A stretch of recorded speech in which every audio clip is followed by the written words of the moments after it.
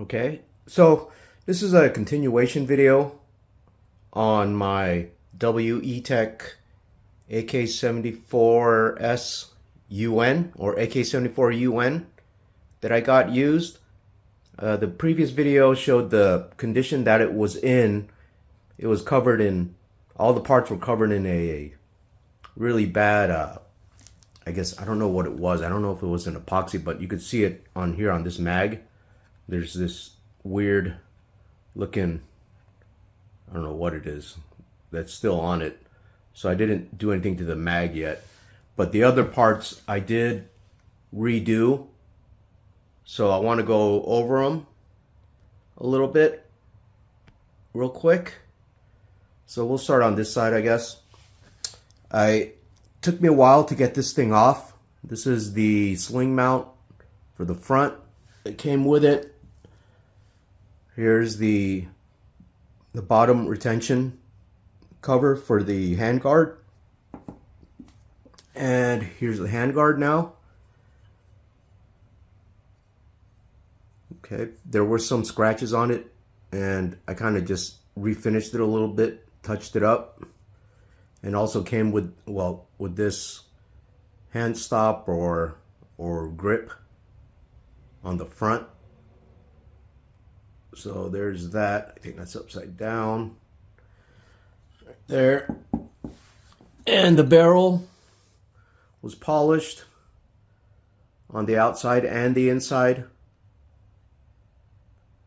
So I don't know if you can see, but yeah, the inside is all polished out in there. I didn't touch the outer barrel except for a little piece of rust on the top, which I took out. This wood right here is actually not from it. It's the wood that I'm going to use. I'm not too hot on using the upper handguard rail. And here you can also see the gas block on the front right there that was refinished, along with this piece. This and this are actually one piece. And then the rear retention for the top handguard on there. And also this piece right here, which I didn't even know was in there because it was stuck in there with glue. And this is the little retention nub that goes into the gas block to push forward on the muzzle brakes. The suppressor I didn't do anything with. I don't think I'm going to be using this. This is way too heavy for what it is, and I don't want it breaking off the what is it, the muzzle threads. Right, and go right here, and here's some of the trigger pieces that I did. Okay, I polished some parts underneath just to give it a little bit of a better, smoother trigger pull. So I don't know if you can see that, but there's a little bit of polish underneath there. The hammer was also cleaned up and polished. So you can see where I polished it right there. And that's so that it's smooth. And I also polished this piece right here. And that's so that when the bolt slides back, it slides over it smoothly. There's another piece of the trigger mechanism that's slight polishing on that also. This is the piece that I had to order, which is the knocker, or what did they call this? Firing pin. It's really a valve knocker for the green gas. And I did polish the rails on this, the trigger box. I polished the inner rails on there to make it smoother as the bolt cycles back and forth. Didn't do anything with the selector. So here's the main body. Now I had to do quite a bit of work with this. When I got it, the rails were actually slightly bowed not only here on the sides, but also on the bottom. And I think in the earlier video, it was because of 2 screws that were in there, because this was supposed to have a handguard piece, but this is the condition of it now. So I straightened out the rails. I also polished the inside of the rails here so that it would be smoother for the bolt to cycle back and forth. So that's the condition of it now. There were some marks that I wasn't able to get rid of, but they're not going to show up anyway. At some point I may re-blue it, and I also had to kind of condition the optic mount a little bit on there. Here's the front trunnion. That was also refinished. And this is the little spring handguard retention piece that goes into the upper trunnion that also connects with the upper cover. I didn't do anything with the cover. The cover seemed to be in pretty good shape, and I was getting kind of lazy, so I left this kind of the way it was. Here's the recoil rod. I did polish this up a little bit just so that it would be smoother on the spring when it's returning to battery. So there it is. And go up here. This is well, in real life it would be the piston rod, but this is where the recoil rod slides in and out of. So this one was actually also in pretty good condition, so I left this the way it was. Here's the bolt along with this right here. Now when I took it apart, this nozzle right here had a piece on the top right there. I don't know if you can see that, but there's a little T-shaped thing on there that was cracked a little bit, so I super glued that. I'm probably going to end up replacing this nozzle at some point, but I'm going to see if it actually works. And I also polished the bottom of this, so when it slides along the hammer, it's smooth. And also the rails right here where it slides along the rail were also polished a little bit, and also on the inside right here was polished so that it has a smooth cycling. I didn't do anything with the little, what do you call this, knob, special knob that they got, so I left that the way it is. This is the stock, what is it called, retaining pin for the folding stock. So when it folds, this actually was coated in that weird epoxy like super glue stuff, so I cleaned it up. So this is what it looks like now. And I think it went over this. Yeah, this is the trigger box.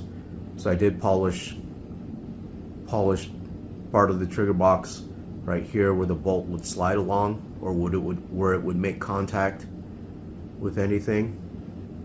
And I also did a little bit of touch up on it.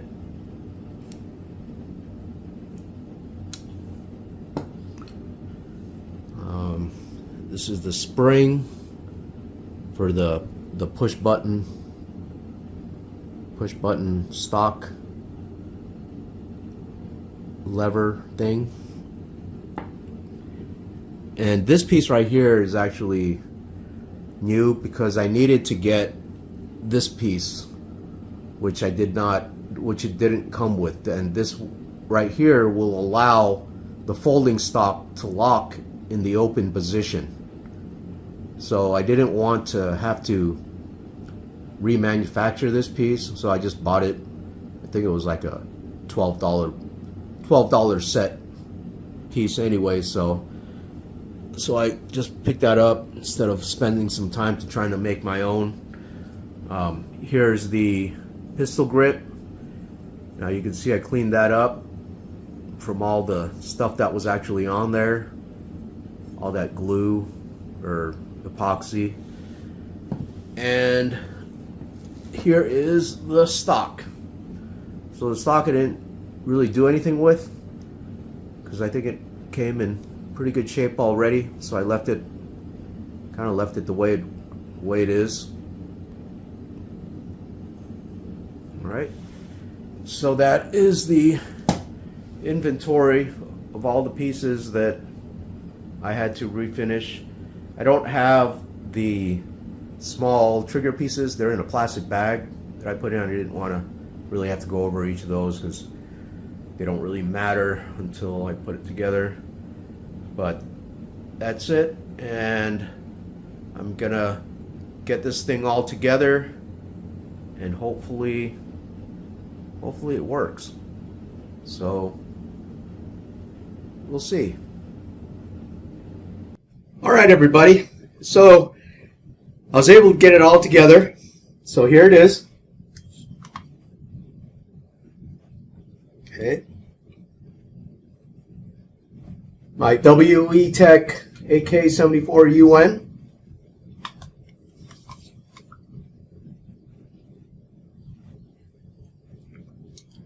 There it is.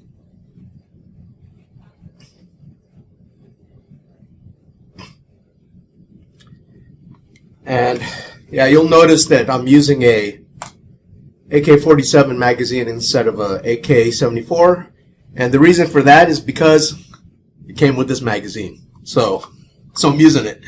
But I think it turned out okay, but there were a couple of things that happened during the reassembly, and one of them was that the hammer spring in this thing broke. So I have to order a new hammer spring on here, and I think the hammer spring was already messed up, and then when I tried to pull it back during assembly, it basically snapped, and so I got to change that out. So the only thing that's in the trigger box right now is the actual trigger and some springs, but I just did that just for looks for now. The other thing was the pistol grip screw. So on the trigger box, this pistol grip screw actually screws into the trigger box on this, and the threads on the trigger box itself have been, I guess, stripped. So what I'm going to do is fix it with a little bit of JB Weld and rethread it, and that should hold up fine. I've used JB Weld in that application before, and none of those threads have ever failed on me.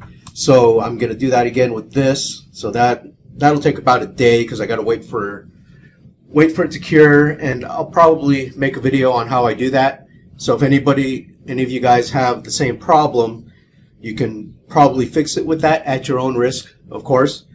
But that's one thing with these WeTech AKs, is that they use pot metal on those trigger boxes, and so the material starts to degrade after use and after a while, and so that's why you have companies like Recoil that make trigger components.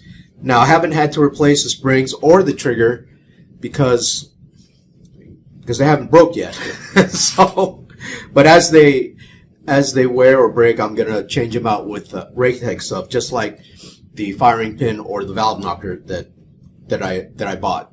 So, but all in all, I think this was still an excellent deal that I got from the seller, so I'm pretty happy with it. And oh yeah, and I also got to get a new front sight post. It didn't come with the front sight post, so I'm gonna have to find one of those or make one or whatnot, whatever. The folding stock now actually folds, so well, it folded before, but it didn't hold. So I had to get that piece for the folding stock. So now when I fold it and open it, it doesn't come apart. So it stays. stays locked in place in the open position. And so now in order to remove or to fold it back, you have to push this button right here. Oh. And then you could fold it back. You don't want to yank on this thing when you're folding it back without pushing that button, because you'll probably break that mount. Although that was kind of a pain in the butt to get this pin into that mount, so you may have to do a little bit of I don't know, modification on the hole for the folding stock adapter. But it still worked great. The stock works great. This pistol grip, I don't know, I don't like this pistol grip so much, but I just left it on here because it is I guess because it came with the gun, and I just wanted to see what it would look like with it. So I'll just keep that on there for now until I fix the threads, and then I'll change that out. The other thing is the cycling after fixing the frame is really smooth, because I polished the frame rails, and now when you cycle it, now I can't shoot it because the hammer's not working in the trigger mechanism, but I can cycle it right here for you for now, so you can see how smooth that is. You know, there's no tension whatsoever, and it fully seats back into battery. Even if I pull it halfway, it'll still seat perfectly. So I think that's still good, and I can't wait to actually get it actually running, which shouldn't be too long now. Hopefully this magazine retains gas, but if not, I'm probably gonna have to fix it, change out some O-rings or whatever. I'm not sure how long the previous owner had this for. I'm definitely going to change out this pistol grip.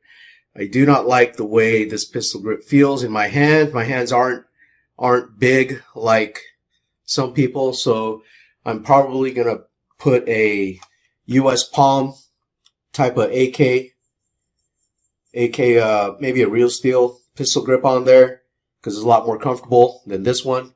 So US palm, let me show you what that looks like.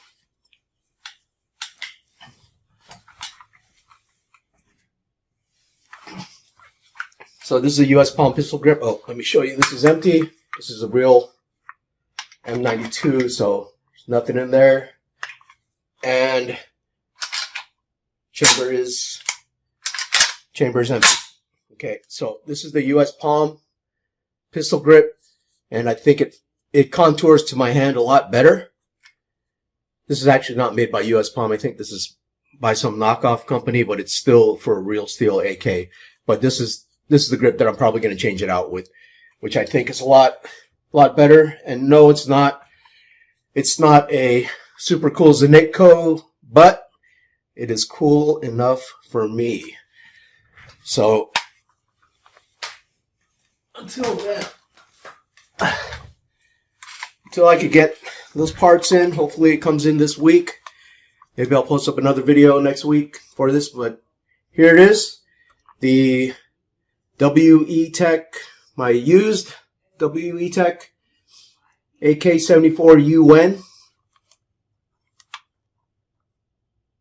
Alright, there it is. And pretty happy with it. So that's it for now. Until next time, God bless you, God bless America, and God bless the troops. Amen.